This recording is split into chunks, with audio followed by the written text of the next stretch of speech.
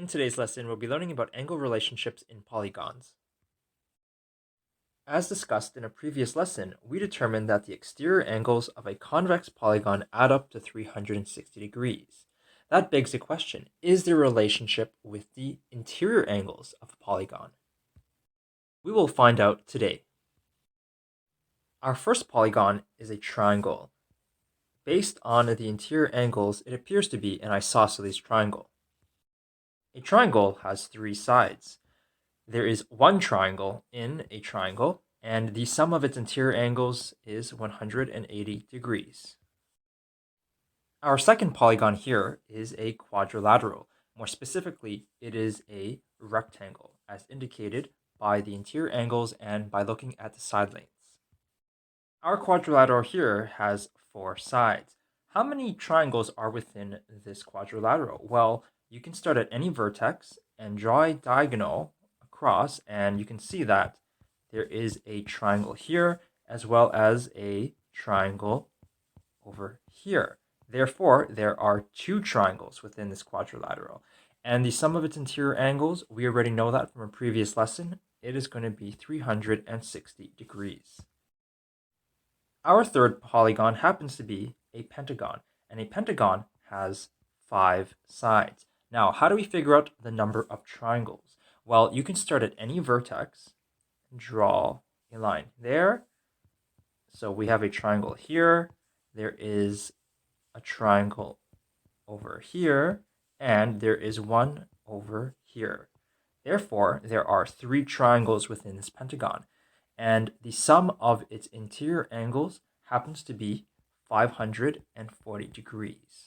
You can add those interior angles up yourself. Our fourth polygon is a hexagon. There are 6 sides within a hexagon. Now, how do we figure out the number of triangles within this hexagon? Well, you can start at any vertex, draw a line across. There's one triangle here. There's one triangle here. There's one over here, and there is one here. So altogether, there are 4 triangles, and the sum of its interior angles happens to be 720 degrees. Again, you can add up those interior angles yourself. I've summarized the results of our investigation into this table. We've only looked at polygons up to 6 sides. You can keep going if you'd like, but the patterns will be the same. Take a close look at the number of triangles column as well as the sum of interior angles column. Is there a relationship between these two columns? After some thinking, it appears that the number of triangles multiplied by 180 gives you the sum of the interior angles. We can express this relationship with an equation. The equation I came up with was the number of triangles times 180 degrees equals the sum of the interior angles. However, remembering the number of triangles within a polygon is slightly odd. Therefore, there must be a different way to do this.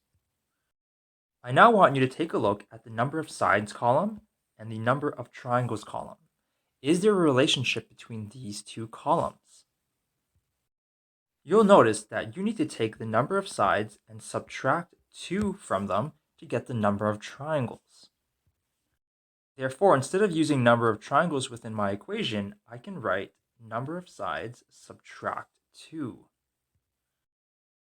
Instead of writing number of sides, I can replace that with the variable of n. Therefore, the sum of the interior angles of any polygon is n minus 2 multiplied by 180, where n represents the number of sides. Therefore, the exterior angles of a convex polygon add up to 360 degrees.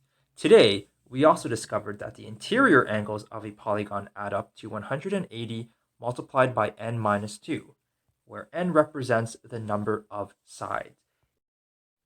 It is important to note that when using 180 multiplied by n minus 2, you must use BEDMAS. Therefore, you would do n minus 2 first, since they're in the brackets, and then you would multiply that by 180.